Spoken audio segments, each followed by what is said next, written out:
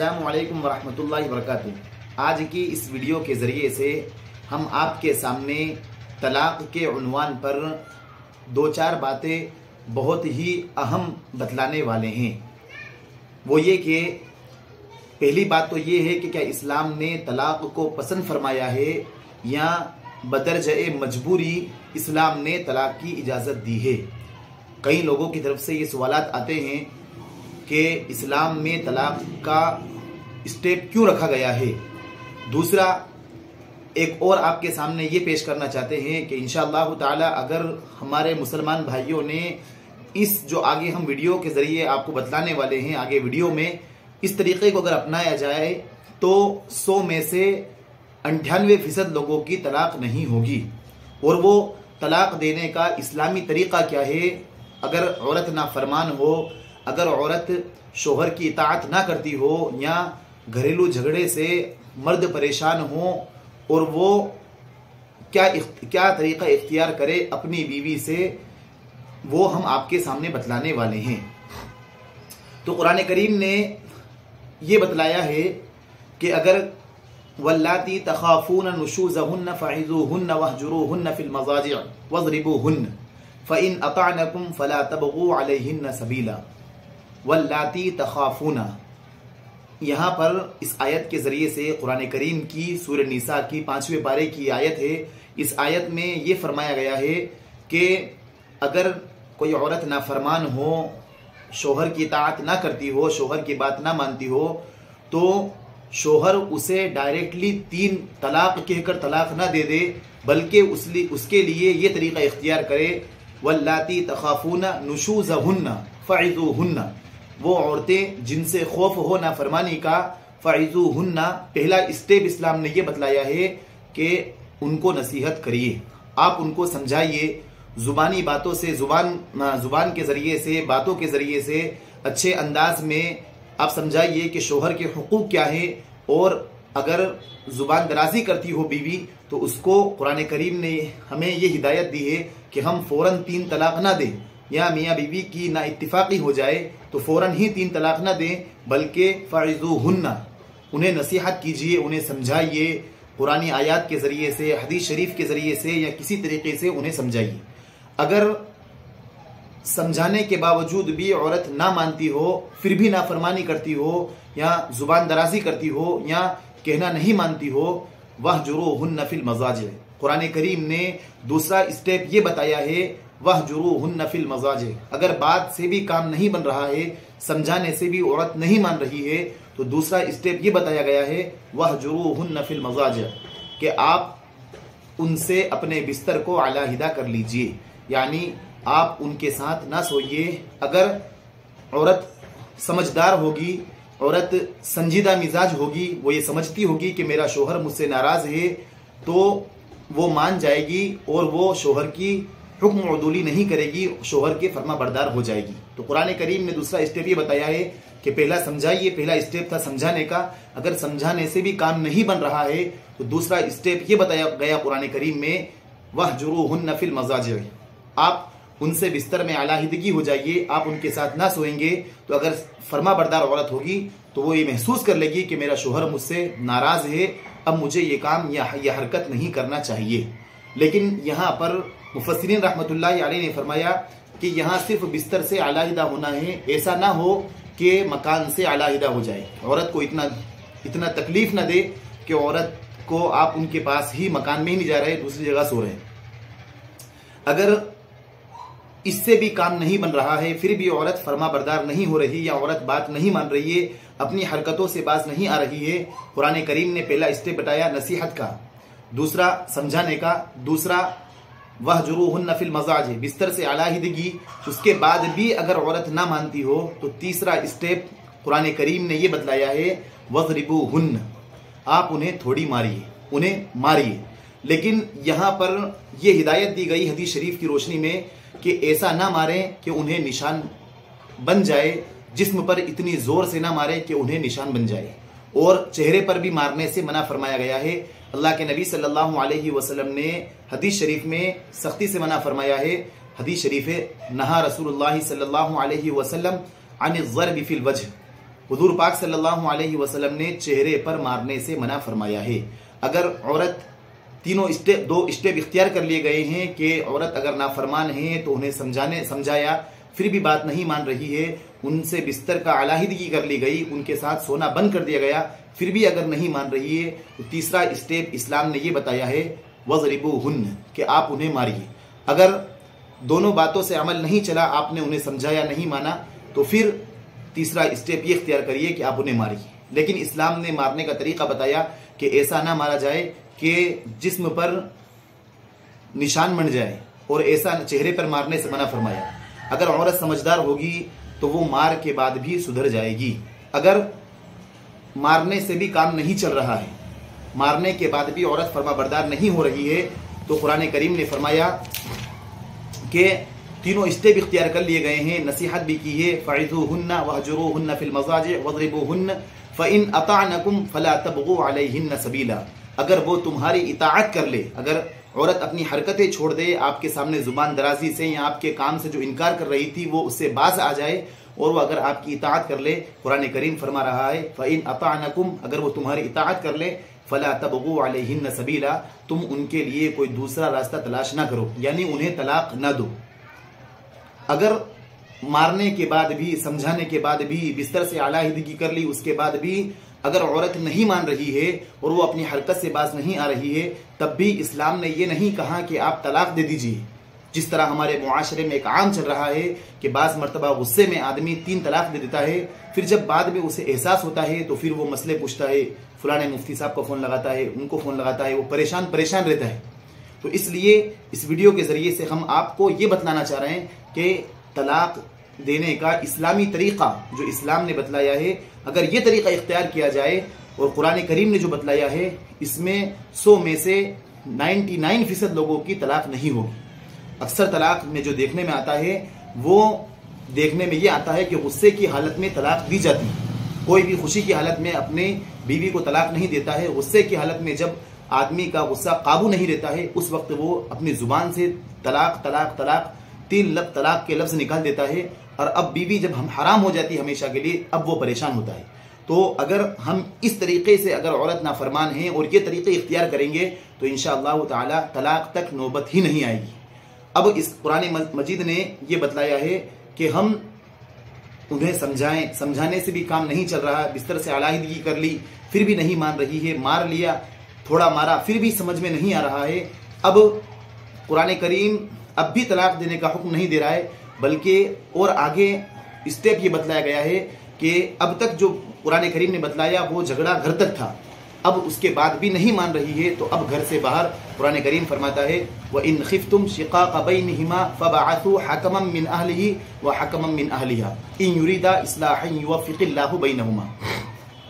قرآن کریم نے اسٹیپ بتایا، چوتھا اسٹیپ جو بتایا ہے وہ یہ بتلایا ہے کہ اگر ان تینوں کام سے بھی عورت باز، ان تینوں کام کرنے کے بعد بھی عورت اپنی حرکت سے باز نہیں آ رہی ہے تو وَإِنْ خِفْتُمْ شِقَاقَ بَيْنِهِمَا اگر عورت نہیں سدھر رہی ہے فَبَعَثُوا حَكَمًا مِّنْ أَهْلِهِ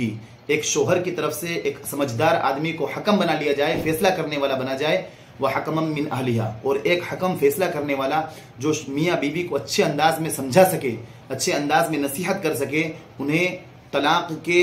یا میاں بیوی کی جدائی کے نقصانات بتلا سکے، ایسے 2 حکم، ایک بیوی کی طرف سے، بیوی کے اہل خانہ میں سے، خاندان میں سے، اور ایک شوہر کے خاندان میں سے 2 آدمی بیٹھ کر میاں بیوی کو سمجھائے۔ فَبَعَثُوا حَكَمًا مِّنْ أَهْلِهِ وَحَكَمًا مِّنْ أَهْلِهَا اگر یہ دونوں حکم انہیں سمجھائیں گے إِن يُرِيدَا إِصْلَاحًا يُوَفِّقِ اللَّهُ بَيْنَهُمَا قرآن کریم فرما رہا ہے کہ اگر یہ حکم چاہتے ہیں کہ ان کے درمیان صلح ہو جائے، طلاق تک نوبت نہ آئے، يُوَفِّقِ اللَّهُ بَيْنَهُمَا اللہ تعالیٰ ان دونوں کے درمیان، میاں بیوی کے درمیان موافقت پیدا کر دے گا، موافقت کر دے گا، وہ طلاق دینے سے بچ جائیں گے۔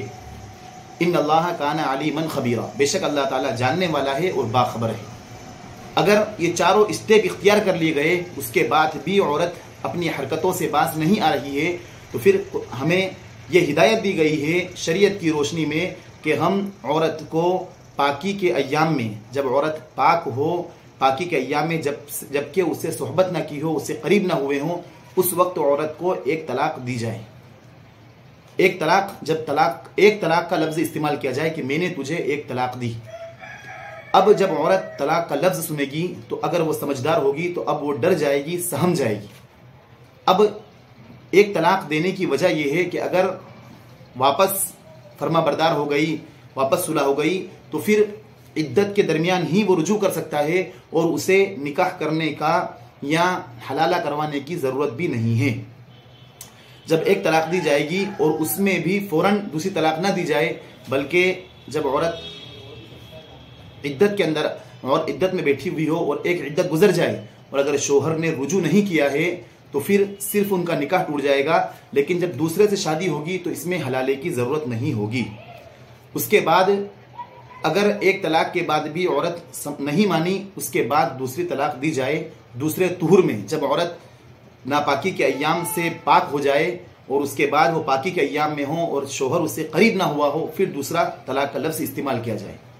اور پھر اس کے بعد تیسری جب ناپاکی کے ایام آئے, وہ ناپاکی کا ایام گزار لے, اس کے بعد پھر جب پاکی کے ایام میں ہو اور اس سے صحبت نہ کی ہو, اس سے قریب نہ ہوا ہو, پھر تیسری طلاق دی جائے. اب ہم آپ کے ذریعے آپ کو یہ سمجھانا چاہتے ہیں کہ اگر قرآن کریم میں جو انداز اختیار کیا گیا ہے میاں بیوی کے سمجھانے کا, جب نا اتفاقی ہو, اگر یہ طریقہ اختیار کیا جائے تو انشاءاللہ تعالی کئی عورتیں, کئی میاں بیوی, کئی جوڑے طلاق کے ہونے سے بچ جائیں گے.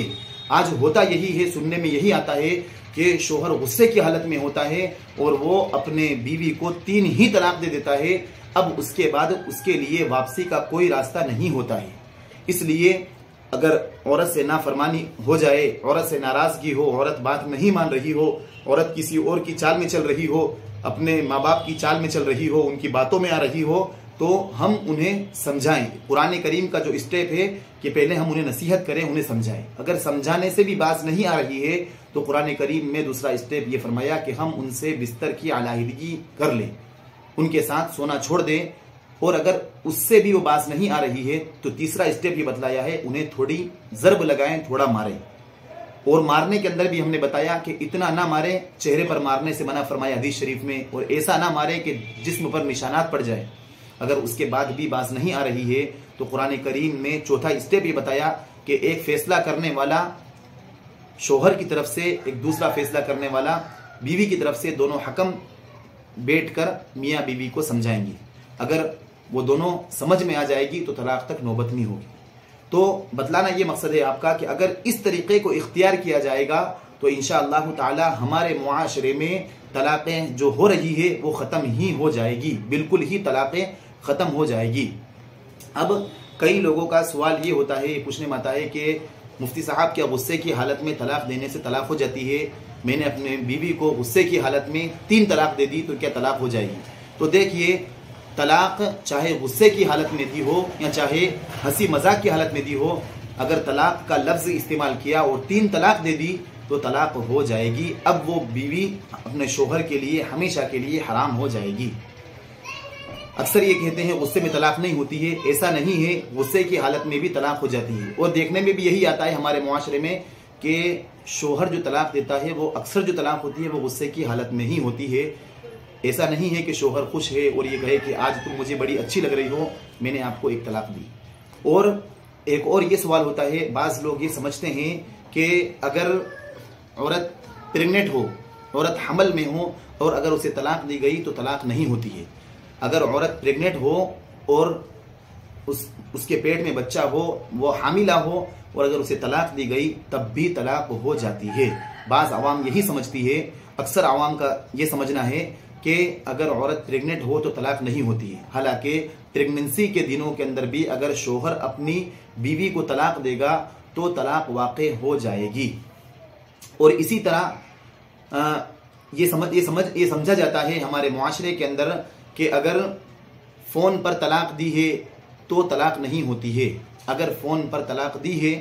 تو اگر شوہر اس بات کے اقرار کرتا ہے کہ ہاں میری ہی آواز تھی, میں نے ہی طلاق دی تھی, تو طلاق واقع ہو جائے گی. فون پر بھی طلاق دینے سے طلاق ہو جائے گی. لیکن آپ کو ہم نے بتلایا کہ اسلام, دوسری جو بات تھی وہ یہ کہ اسلام نے طلاق کو پسند نہیں فرمایا ہے. اسلام نے, حدیث شریف میں آتا ہے, ابن ماجہ کی روایت ہے, ابغض الحلال الی اللہ الطلاق, کہ اللہ تعالیٰ کے نزدیک سب جو پسند جو جس کی اللہ تعالیٰ نے اجازت دی ہے اس میں سب سے زیادہ ناپسند جو اللہ تعالیٰ کو ہے وہ چیز ہے طلاق۔ اللہ تعالیٰ طلاق کو پسند نہیں فرماتا ہے۔ اللہ کے نبی صلی اللہ علیہ وسلم کی حدیث بھی ہے کہ جو عورت بلا وجہ بغیر شوہر خوش رکھ رہا ہے، اچھا رکھ رہا ہے، اس کے بعد بھی اگر کوئی عورت طلاق کا مطالبہ کرتی ہے تو ایسی عورت پر فرشتوں کی لعنت ہے اور اللہ تعالیٰ کی لعنت ہے۔ تو اتنی سخت سے سخت وعید آئی ہے طلاق کے مانگنے پر، بلا وجہ طلاق کا مطالبہ کرنے پر۔ تو آپ یہ سمجھیے، اور جو معترضین اعتراض کرتے ہیں کہ اسلام نے طلاق کا اسٹیپ کیوں رکھا ہے، طلاق کیوں رکھی ہے، تو اسلام نے طلاق کی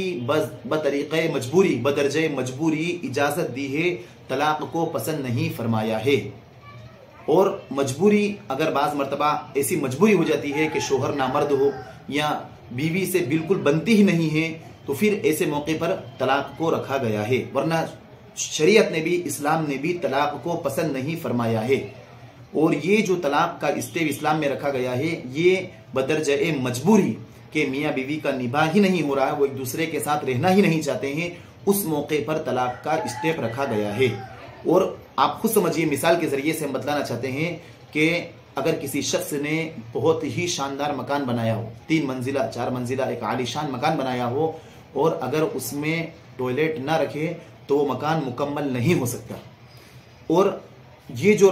بناتے ہیں، ٹوائلٹ بناتے ہیں، وہ بطریقہ مجبوری کے طور پر بناتے ہیں۔ کوئی شخص وہاں رہنا پسند نہیں کرتا ہے لیکن مجبوری کے اندر ٹوائلٹ بنائے جاتے ہیں۔ تو اسی طریقے سے اسلام نے بھی طلاق کو بطریقہ مجبوری کے درجے میں طلاق کی اجازت دی ہے۔ اسلام نے طلاق کو پسند نہیں فرمایا ہے، اور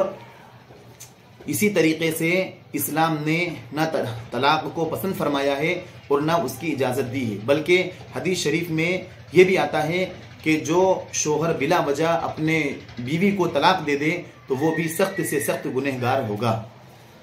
اور انشاءاللہ تعالی اگلی ویڈیو میں ہم آپ کو اگر